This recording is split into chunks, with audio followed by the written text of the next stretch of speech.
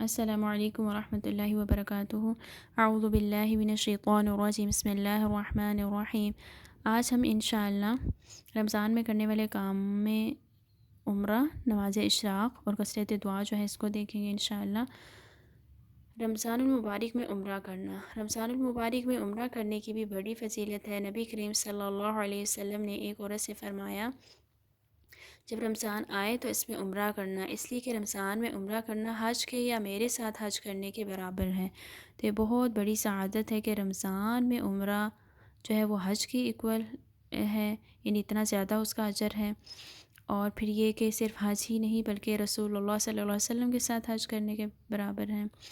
تو جو کوئی بھی اتنا مال رکھتا ہے کہ وہ رمضان المبارک میں عمرہ کر سکے تو اس کو ضرور کرنا چاہیے اور اس سے بھرپور فائدہ اٹھانا چاہیے۔ اللہ تعالیٰ ہمیں بھی ان میں سے کرے۔ پھر اس کے بعد ہے آمین۔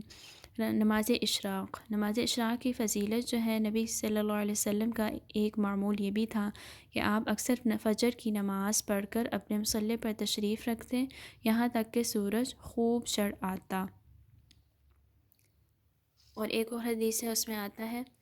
کہ نبی صلی اللہ علیہ وسلم نے فرمایا جس نے فجر کی نماز جماعت کے ساتھ پڑھی پھر مسجد میں بیٹھا اللہ تعالیٰ کا ذکر کرتا رہا یہاں تک کہ سورج نکل آیا، پھر اس نے 2 رکعت نماز پڑھی تو اس کو ایک حج اور عمرے کی مثل اجر ملے گا۔ رسول اللہ صلی اللہ علیہ وسلم نے فرمایا پورے حج و عمرے کا، پورے حج و عمرے کا، پورے حج و عمرے کا۔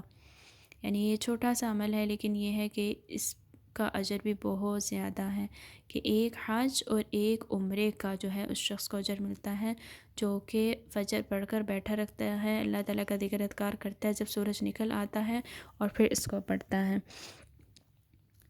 تو اس کا وقت بھی یہی ہے کہ جب سورج نکل آئے تو پھر اس کے بعد 10 یا 15 منٹ یا 20 منٹ تک اس نماز کو جو ہے وہ ادا کر لیا جاتا ہے۔ یہ فضیلت عام ہے، رمضان اور غیر رمضان دونوں حالتوں میں مذکورہ 2 رکعتوں کی وہ فضیلت ہے جو اس میں بیان کی گئی ہیں۔ اسے اعمال رمضان میں بیان کرنے کا مقصد یہ ہے کہ عام دنوں میں تو ہر مسلمان کے لیے اس فضیلت کا حاصل کرنا مشکل ہے، تاہم رمضان میں جب نیکی کا جذبہ زیادہ قوی اور ثواب کمانے کا شوق فراواں ہوتا ہے، اس لیے رمضان میں تو یہ فضیلت حاصل کرنے کی کوشش ضرور کرنی چاہیے۔ تو کوشش کرنی ہے انشاءاللہ کہ اس عمل کو بھی کرنا ہے۔ نماز اشراق جو ہے اس کی بھی عادت جو ہے وہ اپنی زندگی میں شامل کر لینی چاہیے۔ اس کے بعد نیکسٹ ہے کثرت دعا۔ قرآن مجید میں اللہ تعالیٰ نے رمضان المبارک کے احکام و مسائل کے درمیان دعا کی ترغیب فرمائی ہے۔ سورۃ البقرہ آیت نمبر 186 میں آتا ہے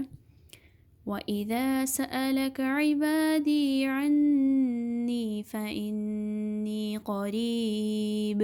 أُجِيبُ دَعْوَةَ الدَّاعِ إِذَا دَعَانِ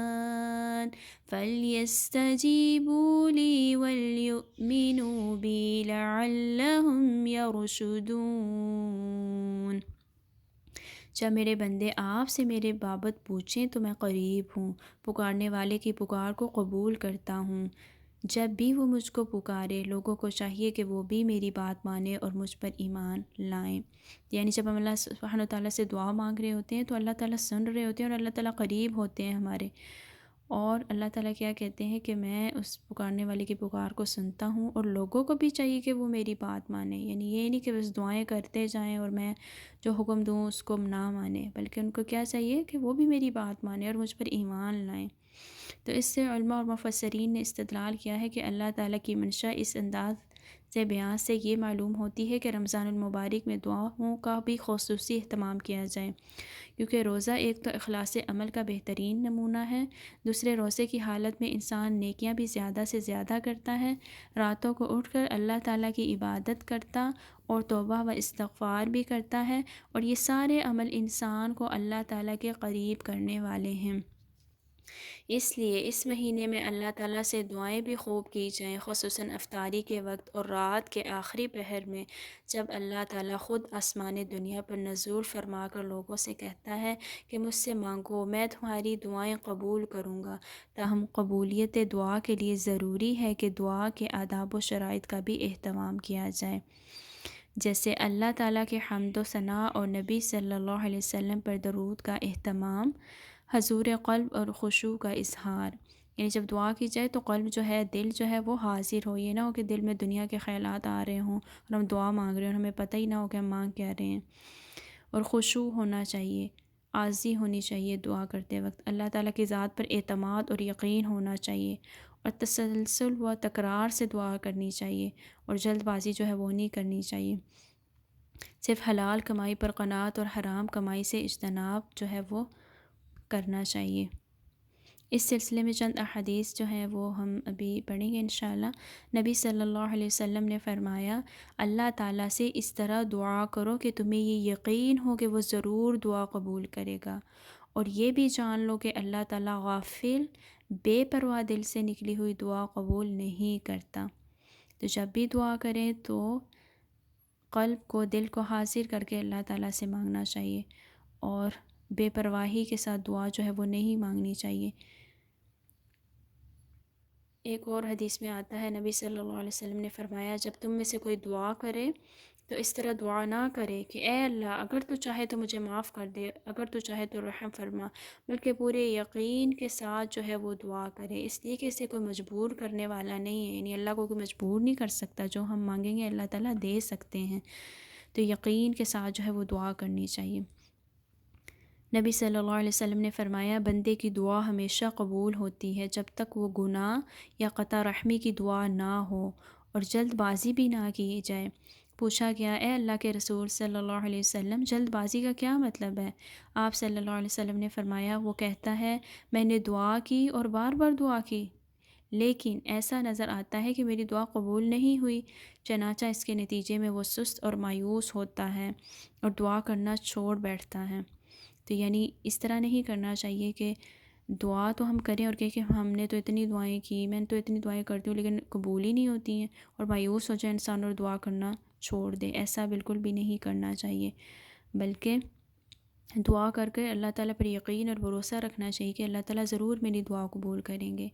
نبی کریم صلی اللہ علیہ وسلم نے ایک آدمی کا ذکر فرمایا جو لمبا سفر کرتا ہے، پراگندہ حال، گرد و غبار میں اٹا ہوا، اپنے دونوں ہاتھ آسمان کی طرف بلند کرتا ہے اور کہتا ہے، اے میرے رب، اے میرے رب، کرتے ہوئے دعا کرتا ہے، حالانکہ اس کا کھانا حرام کا ہے، اس کا پینا حرام کا ہے، اور اس کا لباس بھی حرام کا ہے، حرام کی غذا ہی اس کی خوراک ہے، تو ایسے شخص کی دعا کیوں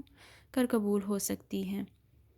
یعنی اگر کسی کا کھانا پینا اوڑھنا ساری چیز حرام سے ہے تو اللہ تعالیٰ اس شخص کی جو ہے وہ دعا جو ہے وہ قبول نہیں کرتے۔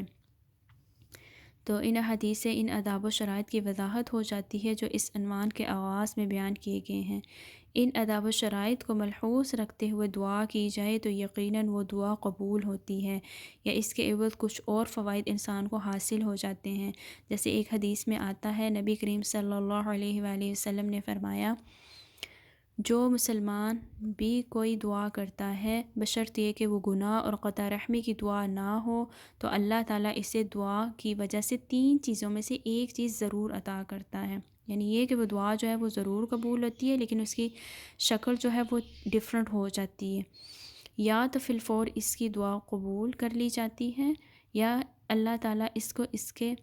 لیے ذخیرہ آخرت بنا دیتا ہے، یا اس سے اس کی مثل اس کو پہنچنے والی برائی کو دور کر دیتا ہے۔ تو یعنی دعا جو ہے یا تو اللہ تعالیٰ جلدی قبول کر لیتے ہیں اس بندے کی، یا اللہ تعالیٰ دنیا میں قبول نہیں کرتے لیکن آخرت میں اس کے لیے ذخیرہ کر دیتے ہیں، اور یا پھر کیا ہوتا ہے کہ انسان کو کوئی تکلیف یا برائی پہنچنے والی ہوتی ہے تو اس دعا کی وجہ سے اللہ تعالیٰ اس کی وہ چیز دور کر دیتے ہیں۔ یہ سن کر صحابہ کرام نے کہا، تب تو ہم خوب دعائیں کیا کریں گے۔ آپ صلی اللہ علیہ وسلم نے فرمایا، اللہ تعالیٰ کے پاس بھی بہت خزانے ہیں، کہ یعنی اچھی بات ہے آپ اور کریں دعا اللہ تعالیٰ سے۔ اور اس کی جو سیکنڈ کنڈیشن ہے دعا کی قبولیت کی، ذخیرہ آخرت اللہ تعالیٰ بنا دیتے ہیں۔ اس میں بھی ایک حدیث میں آتا ہے کہ قیامت والے دن انسان جب اپنی نیکیاں دیکھے گا اتنی زیادہ جو کہ پہاڑوں کے برابر ہوں گی، تو انسان سوچے گا اور اللہ سبحانہ وتعالیٰ سے کہے گا کہ اللہ تعالیٰ یہ اتنی نیکیاں میری کہاں سے آئیں؟ تو اللہ تعالیٰ کہیں گے کہ وہ تمہاری دعائیں ہیں جو دنیا میں تم کرتے تھے اور قبول نہیں ہوئی تھی، تو تب انسان حسرت کرے گا اور چاہے گا کہ کاش میری کوئی دعا دنیا میں قبول ہی نہ ہوئی ہوتی، یعنی اتنا زیادہ اس کا اجر ہے۔ تو ہمیں چاہیے کہ ہم دعا جو ہے اس سے کبھی بھی جو ہے اس کو مت چھوڑیں دعا کرنے کو، اور مایوس نہ ہوں کہ اللہ تعالیٰ میری دعا قبول نہیں کرتے، بلکہ دعا جو ہے وہ ضرور قبول ہوتی ہے، لیکن اس کی شکلیں جو ہیں وہ ڈیفرنٹ ہوتی ہیں۔ تو اللہ تعالیٰ جو ہم نے پڑھا ہے اس پر ہمیں عمل کرنے کی توفیق عطا فرمائے،